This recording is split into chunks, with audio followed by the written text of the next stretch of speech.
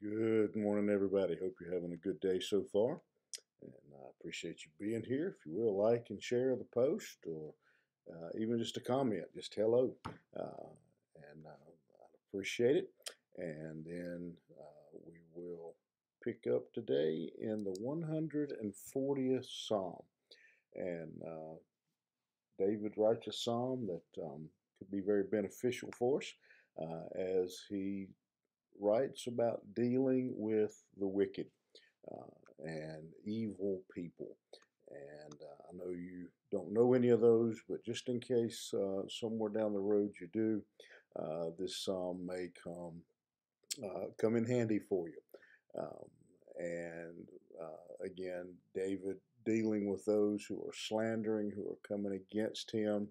Um, and again, that was one of the biggest problems David dealt with, even more than people trying to actually physically harm him, were people who were falsely accusing and making spreading lies about David, and so this and that's probably the situation with most of us. We very seldom deal with actual physical threats, but we do deal with those who would verbally come against us and spread lies and gossip, those kinds of things. And so, David, we begin, let's start in verse 1. Deliver me, O God, from the evil man. Preserve me from the violent man, which imagine mischiefs in their heart. Continually are they gathered together for war. They have sharpened their tongues like a serpent. Adder's poison is under their lips. Selah. Keep me, O Lord, from the hands of the wicked. Preserve me from the violent man who have purposed to overthrow my goings. The proud have hid a snare for me, and cords they have spread a net by the wayside. They have set gins for me, Selah. And and once again, we see a familiar pattern, and that is when you're dealing with situations out of your control. When you're dealing with things like this, you call on God. And so David does just that. Um, he recognizes that he can't do it on his own, and so he turns to God for help because they are constantly, look at that word in verse 2, continually, they are coming at him. They are continually, constantly, never gets a break. They are determined to ruin David, and he knows that they'll continue. And he uses a word to describe, uses a not a word, but a picture here to describe their actions. He says their tongues are like a serpent's. In other words, there's poison in their words and their tongues. An adder's poison is under their lips, and so he is describing again a picture that one of those pictures that works forever, in all ages, in all places. We understand that picture, the idea of a person whose words, whose tongue is like a dangerous, poisonous snake. And everything they said, he said, is like poison.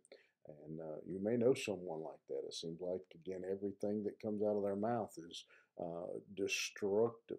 Um, and they'll say most anything to get their way, to accomplish their purpose. And their purpose is very clear.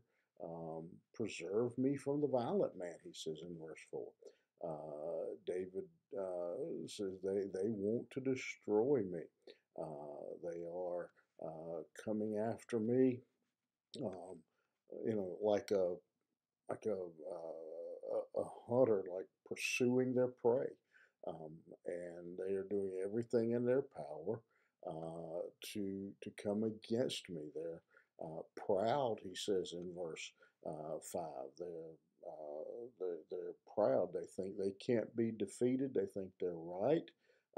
He describes them here as spreading a net that was set for them, and he says they've set gins or traps for me, and they're trying to catch him in maybe catch him in a lie or set him up where he says something that they can use against him.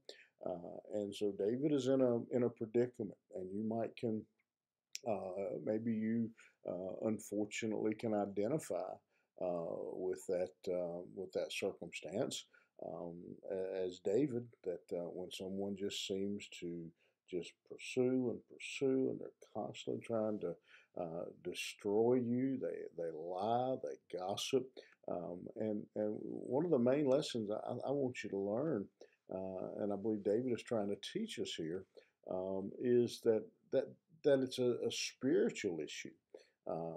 Notice, David possibly, we know David was a great warrior. It's possible David could have marshaled his forces and destroyed these people, but somebody else would have just came along in their place. Um, David recognizes that the battle here is a spiritual battle, and that it was something that God needed to deal with. And I think about it, and some of you are not sports fans, but I think I can use a sports illustration here that will that everybody will be able to understand. Seen this many times in various sporting events, but in particular in football. You'll see two guys, and one of them will do something to the other one illegal. He'll hit him, he'll punch him, he'll shove him, something. The guy who was hit then turns around and punches or shoves the original guy. Well, which one ends up getting caught? The the one who was retaliating, the one who started the whole thing, stands there. He's like, I didn't do anything. And that's generally what happens when we try to retaliate in life. When someone spreads lies about us and we try to strike back, we try to defend ourselves or try. It just ends up we end up making it worse, and we end up looking often the worse of the two. And so David teaches us here that when we find ourselves dealing with the wicked, there's an old saying, I'm sure many of you have heard it. You can wrestle with a pig, both of you will get dirty, but only one of you will enjoy it. And so instead of wrestling with the pigs, we trust God. We put our confidence in Him and obey Him and allow God to deal with our situation. You follow that advice, you follow David's example, and I think you'll find that God is sure to take care of His people, and that things will work out much better for you when you're dealing with the wicked and the violent man. Have a good day, and we'll see you back here next time.